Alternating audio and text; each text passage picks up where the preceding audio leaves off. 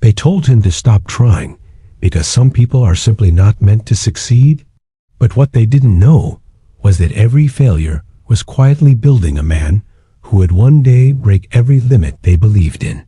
He stood in front of his broken life with tears in his eyes, holding yet another rejection letter in his trembling hands. His dreams were not small, but his world was. Every night felt heavier than the last, as if the walls of his tiny rented room were slowly closing in on him. The rain outside matched the storm inside his heart, cold and unkind. His name was Adrian Cole, a boy born in a forgotten corner of the city, where hope was a luxury and survival was a daily battle. His father was a factory worker who returned home exhausted, and his mother stitched clothes late into the night just to keep food on the table. Adrian grew up watching sacrifice more than success, and pain more than peace. As a child, he often sat beside his father's worn-out shoes, dreaming of a life beyond broken streets and unpaid bills. He wanted to become an engineer, someone who could build bridges instead of living under collapsing ones. But dreams in his world came with a price, and that price was failure after failure. When he first applied for scholarships, he was rejected. When he asked for help, doors quietly closed in his face. Each rejection didn't just hurt his opportunities, it chipped away at his confidence like slow poison. Still, he never stopped trying. Even when people laughed at him, calling him the boy who dreams too much, he would smile quietly and try again the next day. Because deep down, Adrian believed failure was not the opposite of success. It was part of it. One winter evening, everything collapsed at once. His father lost his job after the factory shut down, and the house fell into deeper poverty. There was no money for college fees, no money for books, not even enough for proper meals some days. That night, Adrian sat alone in the dark, staring at the ceiling, wondering if dreams were just another form of suffering. For the first time, he thought about giving up. His hands trembled as he held his application form for the 100th attempt, now more like a symbol of humiliation than hope. "Maybe I'm not good enough," he whispered to himself, as tears silently fell. But then he remembered his father's cracked hands and his mother's tired smile. He remembered every sacrifice that built his existence. Something inside him broke, but not in defeat. It broke open into determination. The next morning, Adrian made a decision that changed everything. If no one would give him a chance, he would create his own. He started learning skills online at night, using borrowed internet from a nearby cafe that allowed him to sit outside and study through their weak signal. Days turned into months, and months into years. He applied for opportunities over and over again, 100 times, 120 times, 150 times. Rejections became routine, but so did learning. Every no became a lesson instead of a wound.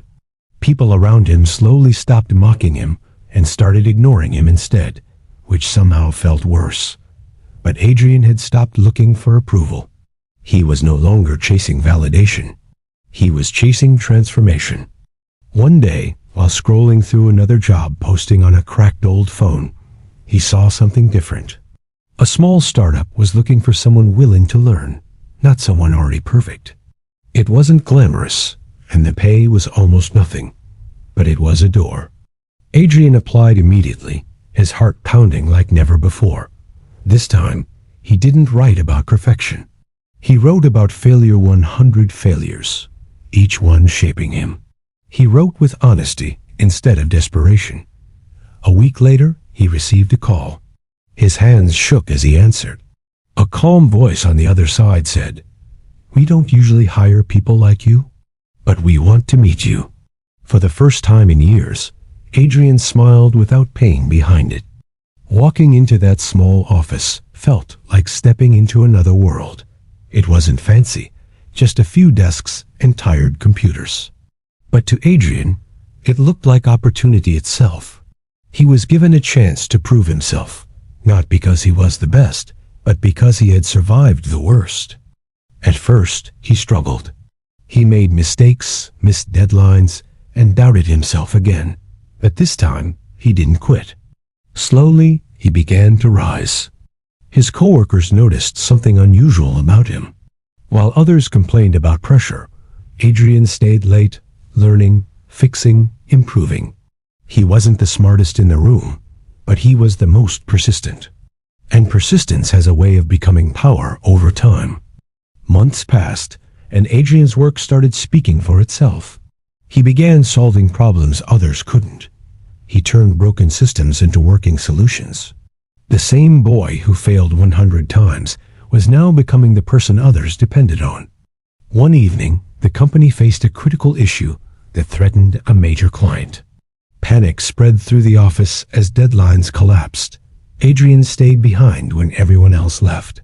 He worked through the night, hands shaking, eyes burning, refusing to stop. At sunrise, the problem was fixed. The client was saved. The office that once barely noticed him now stood in silence, looking at the boy they once underestimated. His boss walked in and said softly, "You didn't just fix a system. You fixed our belief in people like you." Tears filled Adrian's eyes, not of sadness this time, but of release. Every rejection, every failure, every sleepless night had led to this single moment of truth. He hadn't become successful overnight. He had built success from pain, one failure at a time.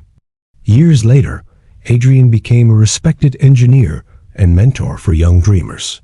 He often stood in front of new interns and told them something simple but powerful. "I failed 100 times, not because I was weak, but because I refused to stop." He would pause, looking at their faces, knowing some of them were where he once was. "Failure is not the end," he would continue. "It is the price you pay for something greater than your fear." People who once doubted him now called him inspiration. But Adrian never forgot the boy in the darkroom, holding rejection letters. Because that boy was the reason he never gave up. And in the end, his story became more than success. It became proof that sometimes, life doesn't reward the fastest or the smartest.